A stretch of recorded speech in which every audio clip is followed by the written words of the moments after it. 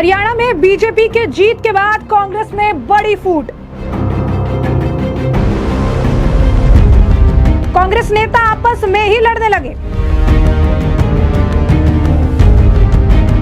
सैलजा और हुड्डा में बड़ी लड़ाई। ईवीएम पर कांग्रेस का पर्दाफाश।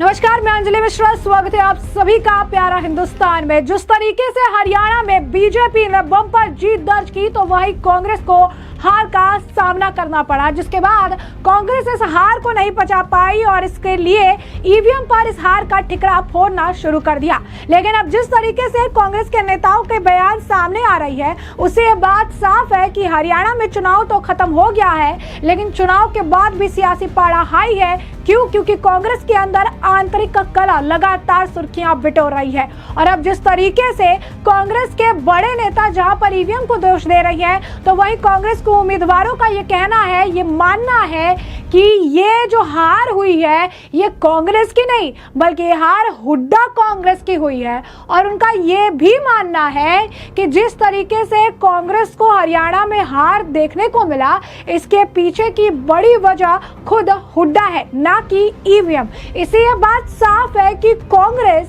अब इस पूरे ईवीएम को मामले को लेकर जो है बेनकाब हो चुकी है। क्योंकि आपको बता दें कि असद से कांग्रेस के उम्मीदवार शमशेर गोगी का बयान सामने आया, जिसमें वो कह रहे थे कि कोई मुद्दा नहीं था, लेकिन पिछले 2 दिनों में ध्रुवीकरण हुआ। राहुल गांधी के असद दौरे से राज्य के नेतृत्व खुश नहीं था। भूपेंद्र सिंह हुड्डा ने मंच पर मेरा नाम तक नहीं लिया। कांग्रेस हारती नहीं, हुड्डा कांग्रेस चुनाव लड़ रही थी और वो हार गए। उन्होंने किसी को विश्वास में नहीं लिया। उन्होंने पार्टी के अंदर संवादहीनता पैदा कर दी। अगर चुनाव सही तरीके से लड़ा जाता तो लोग इस बार कांग्रेस की सरकार चाहते। हार की जिम्मेदारी बापू बेटे की है, यानी दीपेंद्र हुड्डा और भूपेंद्र हुड्डा की है। आपको बता दें कि किस तरीके से अब जो रिजल्ट आया है, इसके बाद कांग्रेस इसे पचा नहीं पा रही है। कांग्रेस के नेता जयराम रमेश, पवन खेड़ा सभी इसका ठिकरा ईवीएम पर फोड़ रहे हैं।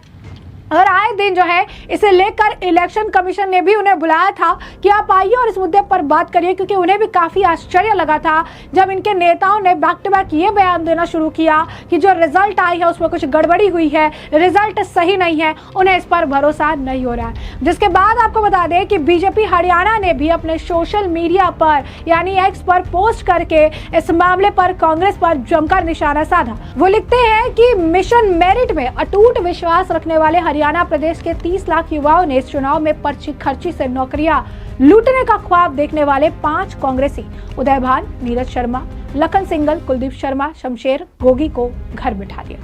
हरियाणा प्रदेश के युवाओं ने उन घोर जातिवादी बुद्धिजीवियों के उस नैरेटिव को भी खारिज कर दिया, जिसमें वो दावा करते थे कि हरियाणा का 90% युवा तो जुगाड़ से ही नौकरी चाहता है। कांग्रेस नेता जयराम रमेश ने 25,000 युवाओं की ज्वाइनिंग रुकवाकर जो पाप किया था, उसकी सजा हरियाणा के युवाओं ने कांग्रेस को दी।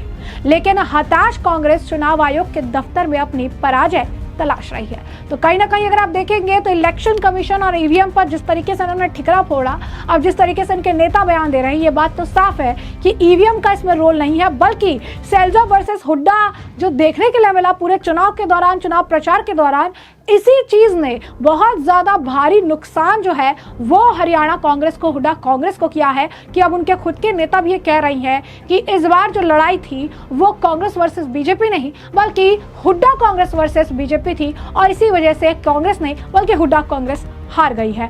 अब ऐसे में इस पूरे मामले पर हमारे साथ जो है राय रखने के लिए मौजूद है अजय पत्रकार जी। उन्होंने लगातार जो है इस मामले पर अपनी पैनी नजर बनाई हुई थी और उन्होंने हरियाणा से जुड़े हर मुद्दे पर एज ए एक्सपर्ट अपनी राय रखी है। तो आइए जरा एक बार अजय पत्रकार जी को भी सुन लेते हैं कि क्या कुछ उनका कहना है इस मुद्दे पर। दोस्तों नमस्कार। इस समय हरियाणा में जबरदस्त कांग्रेस के अंदर बगावत की स्थिति है।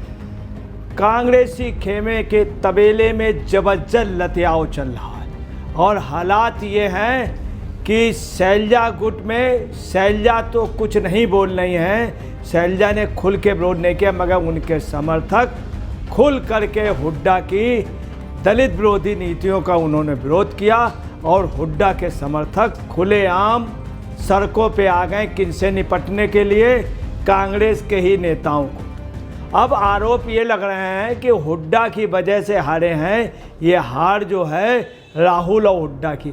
मैं आपको बता दूं, इसके पहले सियासत हिंदुस्तान में हमेशा ये होता रहा है, किसी भी हार के बाद बड़ा नेता अपनी नैतिक जिम्मेदारी मान लेता था।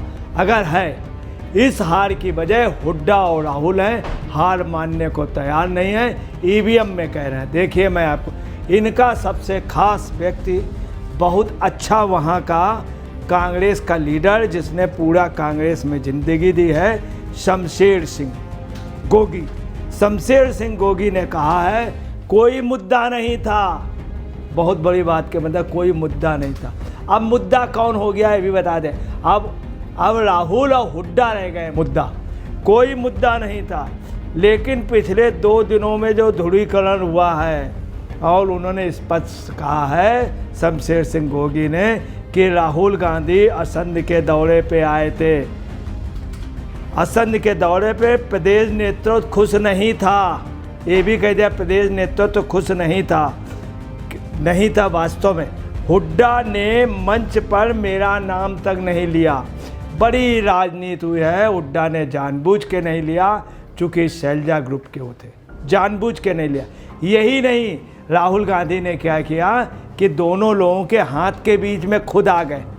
देखिए क्या पोजीशन है, पूरे हरियाणा में इस समय लोग, पूरा दलित सड़कों पे आ गया है कि, और दलित के साथ सब लोग कह रहे हैं कि इस बेटी को अब कांग्रेस छोड़ देना चाहिए, कांग्रेस से रुखसत ले लेना चाहिए। मैं आपको बता रहा हूँ कहीं पर भी शैलजा ने कांग्रेस के खिलाफ खुल के बगावत नहीं की, मगर उनके समर्थकों ने एक एक बात याद रखी, हुड्डा लगातार उनकी बेइज्जती पे बेइज्जती करते रहे, लगातार बेइज्जती, मगर वो खामोश रही। वहाँ की आवाम ने मुंह तोड़ जवाब दिया है।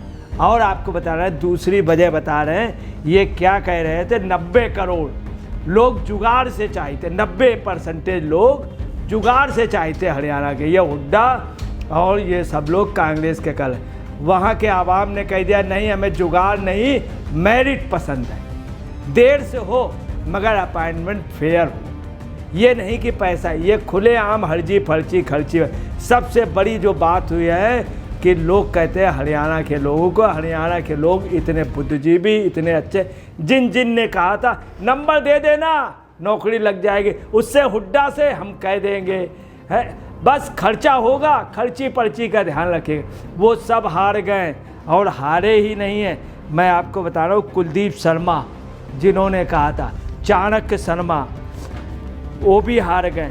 और कुलदीप के अलावा नीरज शर्मा जिन्होंने कहा था, उदय बहन हार गए, और तमाम लोग हारे। यही नहीं, कुलदीप शर्मा के लिए कांग्रेस से एक व्यक्ति ने इलेक्शन लड़ा, कांग्रेस के विद्रोही ने। जब कुलदीप शर्मा ने कहा कि चिंता मत करना, नौकरी हो जाएगी, नंबर भेज देना, और 25 लोगों पे एक नौकरी, 250 लोगों पे एक नौकरी। उसने कहा ठीक है, नामांकन किया, उसने कहा कि मैं इसको, कांग्रेस को पूरा यहाँ से जुदा कर दूंगा। निर्दलीय जीत के आया और वो भाजपा कार्यालय में सुबह पहुँच गया, बोला चाहे जो कुछ होगा मुझे शामिल कर लो, मैं कांग्रेस को ख़त्म करके रखूँगा। ये उसने कह दिया था कि मैं कांग्रेस की ताबूत पे कील करके बहुत नीचे दफना दूंगा, और वो देखिए जीत गया निर्दलीय आदमी। अब जो स्थितियां हैं, क्या शैलजा कुमारी कांग्रेस छोड़ के भाजपा में अब शामिल होंगी? होना चाहिए, उनके हित में, हरियाणा के हित में। देखिए एक समाज सेवी महिला है, दलितों के हित पे इस होना चाहिए, इसलिए चूँकि दलितों की अस्मिता बचानी है, उनके सम्मान को बचाना है, हरियाणा को बचाना है, जहाँ पे दूध की नदियाँ थीं उसको बचाना है। अगर बचाना नहीं तो पता चला यही लोग, इन लोगों को जनता ने जवाब दे दिया जो कहते थे 90% जुगाड़। उनको जिन लोगों ने पैसे की बात की थी उनको वहाँ के आवाम ने फेंक दिया। यही नहीं, आपको बताएं 30 लाख युवा हैं बेरोजगार। सुनिए, 30 लाख युवा, जब हुड्डा ने शासन छोड़ा है तब 31 लाख युवा थे, आज 30 लाख हैं, और आबादी बढ़ी, जिससे साफ है कि इसका मतलब इनके शासन में, 10 साल के शासन में भाजपा में रोजगार मिला है। दक्षिण हरियाणा को इन्होंने, दक्षिण हरियाणा ने भी जवाब दिया है, जहां पर इन्होंने सबसे ज़्यादा अत्याचार किया, लोगों की ज़मीनें हटाई, दक्षिण हरियाणा पे सबसे ज़्यादा वसूली की, दक्षिण हरियाणा से फेंक दिए गए कांग्रेस। और आपको बताना है सभी बेल्टों में हारे हैं, जाट बेल्ट में भी हारे। कुल मिला के कांग्रेस में बगावत है और कांग्रेस के तमाम एमएलए बीजेपी के संपर्क में, मगर बीजेपी वाले अभी ज्वाइनिंग नहीं करा रहे हैं। वो गुड़दोज देख करके बाद में करेंगे, क्योंकि उनके खुद ही 55 के लगभग पहुंच गए हैं।